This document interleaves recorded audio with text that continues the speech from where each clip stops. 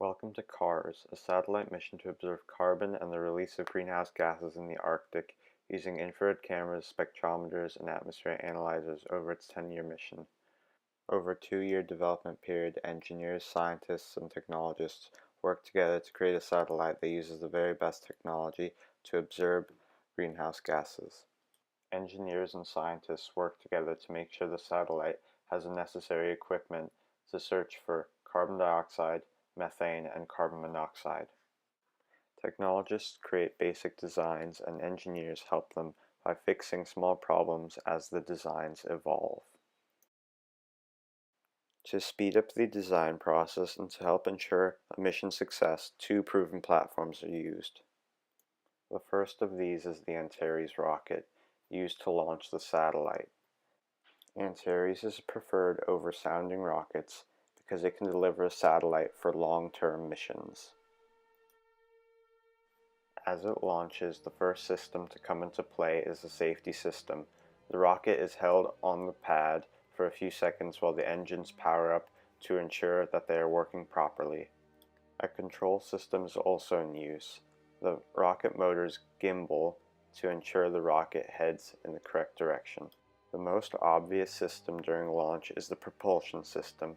Two Russian RD-181 engines propel the rocket upwards with nearly 4,000 kilonewtons of force. The gimbaling control system continues to work as the rocket begins its gravity turn.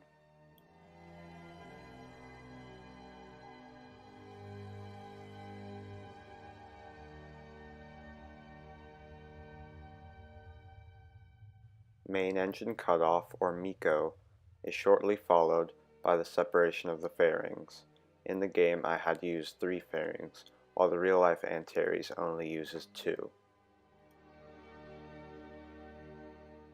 The second stage separates from the first stage and continues upwards to apoapsis.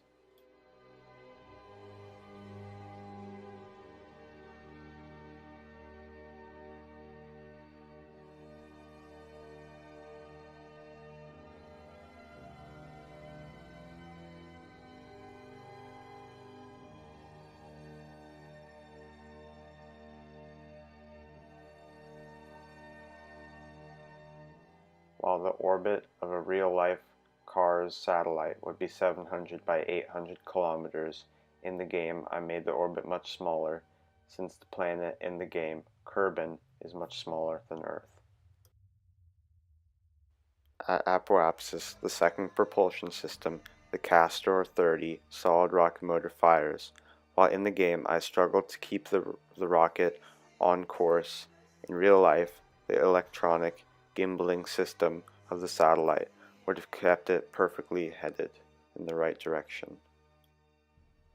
Now in orbit, the satellite releases from the second stage and begins a slow roll.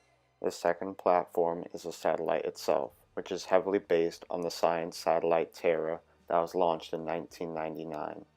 Once in position, the main solar panel is extended. It provides power to the satellite. Although the smaller side solar panels can be used as well, this one is the main power source.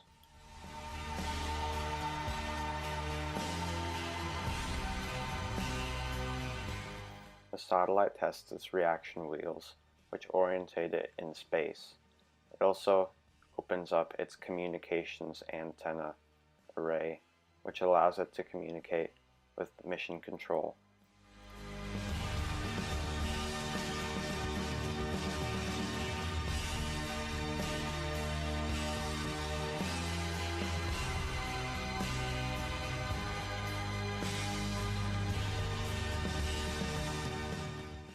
Using an advanced camera, the satellite can zoom in on any region of the Arctic.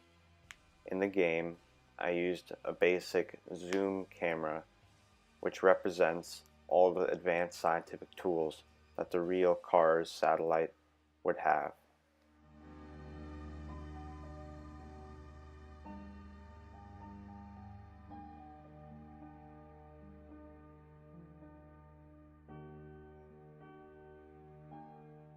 The final propulsion system is the ion thruster.